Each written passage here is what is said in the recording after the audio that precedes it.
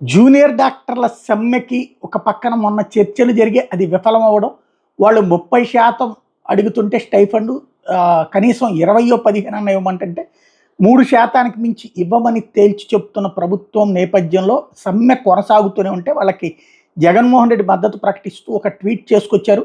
చంద్రబాబు గారు ప్రాణాలు కాపాడే జూనియర్ డాక్టర్లను రోడ్డెక్కించి పేద రోగుల ప్రాణాలతో చెలగాటమాడతారా? రాష్ట్రంలోని 19 ప్రభుత్వ మెడికల్ కాలేజీలకు చెందిన దాదాపు 9,000 మంది ఇంటర్న్లు, పీజీలు, సూపర్ స్పెషాలిటీ, సీనియర్ రెసిడెంట్ డాక్టర్లు 2 వారాలుగా ఆందోళన చేస్తున్నా మీరు ఎందుకు స్పందించడం లేదు? నిబంధనల ప్రకారం జనవరి 1 నుండి అమలు కావాల్సిన స్టైఫండ్ సవరణను ఎందుకు నిలిపేశారు?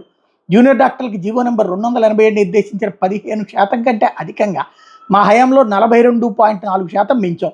సూపర్ స్పెషాలిటీ కోర్సును అభ్యసిస్తున్న వాళ్ళని సీనియర్ రెసిడెంట్స్గా గుర్తిస్తూ వాళ్ళ విజ్ఞప్తిని కూడా పరిగణలోకి తీసుకుని నిర్దేశించిన దానికంటే పెంచి మొత్తంగా 77% వాళ్ళకి పెంచాం.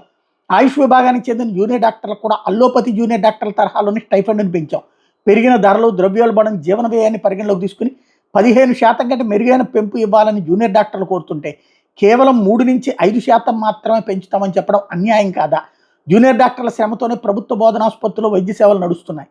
ఇప్పుడు సమ్మె కారణంగా క్యాజువాలిటీ, ఐసీయూ, లేబర్ రూమ్ వంటి అత్యవసరమైనటువంటి సేవలకు అంతరాయం ఏర్పడి పేద రోగులు తీవ్రంగా ఇబ్బంది పడుతున్నారు. ఈ పరిస్థితికి మీ ప్రభుత్వం మొండి వైఖరే కారణం కాదా చంద్రబాబు గారు? ఇప్పటికే మీరు పెట్టినటువంటి బకాయిలతో ఆరోగ్యశ్రీ నెట్వర్క్ ఆసుపత్రులు చేతులు ఎత్తేశాయి. మరొక ప్రభుత్వ వైద్య రంగాన్ని మీరు దారుణంగా దెబ్బతీశారు. దేశ చరిత్రలో ఎక్కడా లేని విధంగా మేము ఒకేసారి 17 కొత్త ప్రభుత్వ మెడికల్ కాలేజీని తీసుకొచ్చి 5 పూర్తి చేసి క్లాసులు కూడా ప్రారంభిస్తే మరో కాలేజీని క్లాసులకు సిద్ధం చేసి మొత్తంగా 6 అందుబాటులోకి తెచ్చాం. మిగిలిన వాటిని పూర్తి చేయాల్సింది పోయి వాటిని తెగనమ్మడానికి ప్రయత్నిస్తున్నారు. ఇది సరిపోక ప్రభుత్వ బోధనాసుపత్రులు, ఇతర ఆసుపత్రుల్లో మిగిలిన నాడు నేడు పనుల్ని మీరు నిలిపివేశారు. WHO, GMP ప్రమాణాలు ఉండే మందులు లేక గవర్నమెంట్ ఆసుపత్రులు విలవెల్లాడుతున్నాయి. 0 వేకెన్సీ పాలసీకి మంగళం పాడారు. వైద్య రంగంలో మేము నియమించిన 50,000 మంది సిబ్బందిని క్రమంగా తగ్గిస్తున్నారు. ఫ్యామిలీ డాక్టర్ విధానానికి గండికొట్టారు. CHCలో స్పెషలిస్ట్ డాక్టర్ని తొలగించారు.